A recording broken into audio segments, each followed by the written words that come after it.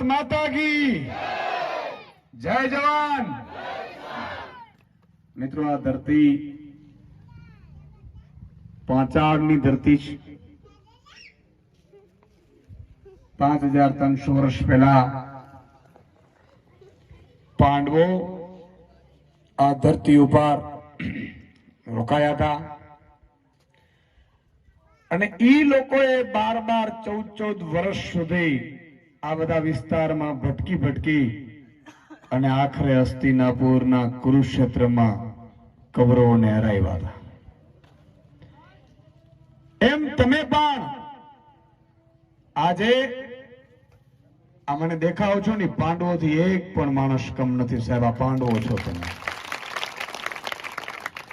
આ ધરતીમાં કંઈક એવું તત્વ છે, ભલે આપણે આર્થિક રીતે નબળા હશું પણ આપણી ખુમારી, આપણી મર્દાનગી, આપણી હિંમત એને દાદ આપવી પડે।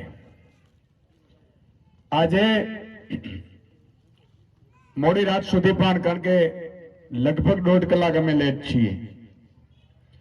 લેટ પડવાની આમ આદત નથી પણ પરિસ્થિતિઓ એવી આવી જાય કે તમારે અહીંયાથી પછી નીકળી શકવાનું અઘરું પડે। પણ મિત્રો મારે 2-4 વાત આપની તમારા મારા લાભની વાત કરવી છે, આ બાળકોની વાત કરવી છે। માનો કે આને તો ખબર નથી એનો ભવિષ્ય શું છે, એને બિચારાને કાંઈ ખબર નથી। દીકરો કે દીકરી આપણે જન્મે છે, એક ગરીબ માને કેટલા બધા ઓરતા હોય છે કે મારો દીકરો કંઈક કલેક્ટર બને, મારો દીકરો ડોક્ટર બને, મારો દીકરો પણ નોકરી કરે, હોય કે ન હોય? એક ખેડૂત એવો છે, એક મજૂર એવો છે, એક શ્રમિક એવો છે કે જે પોતાના દીકરાને શ્રમિક મજૂર બનાવવા નથી માંગતો। શું કામ? કારણ કે પરિસ્થિતિ એવી હોય છે। આજે મને જાણવા મળ્યું તમે બધા મજૂરીએ કામે જાઓ છો, કેટલી મજદૂરી મળે છે? 200 રૂપિયા। તમે વિચાર કરજો આ 200 રૂપિયામાં આપણું ઘર કઈ રીતે ચાલે? 2700 રૂપિયા તેલનો ડબ્બો આપણે કઈ રીતે પોસાઈ શકે? લાઇટ બિલ આપણે કઈ રીતે પોસાઈ શકે? આપણે મિત્રો આની ચિંતા તમારે હવે માત્ર 6 મહિના રહ્યા છે, ચિંતા કરવાની જરૂર નથી। 6 મહિના પછી આપણે આ બધું પૂરું કરવાની જવાબદારી આપીએ છીએ। કેવી જવાબદારી હશે? આ 200 રૂપિયા ભૂલી જજો, ડબલ મજૂરી થશે, ડબલ। અને આ વિડીયો રેકોર્ડિંગ કરવો તો કરી લેજો। ડબલ મજૂરીના ભાવ તમને મળશે,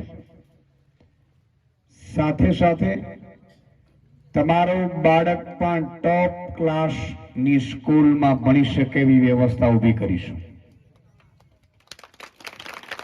આજે માન લો અમને પૂછું કે વોટ ઇઝ યોર નેમ, તો બિચારાને ખબર નથી, સાચું કે નહીં? ખબર તને કેટલામ ધોરણમાં ભણે?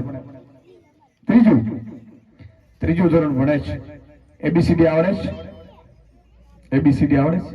નથી આવડતી સાહેબ। આ ષડયંત્ર છે। આપણા બાળકને સારું અંગ્રેજી ન આવડે, સારી વ્યવસ્થા ન થાય તો એ ડોક્ટર ન બની શકે, કલેક્ટર ન બની શકે, અને ઉદ્યોગપતિઓ બધા પોતે રાજ કરે આપણી ઉપર કાયમી। આ એક મોટું ષડયંત્ર છે।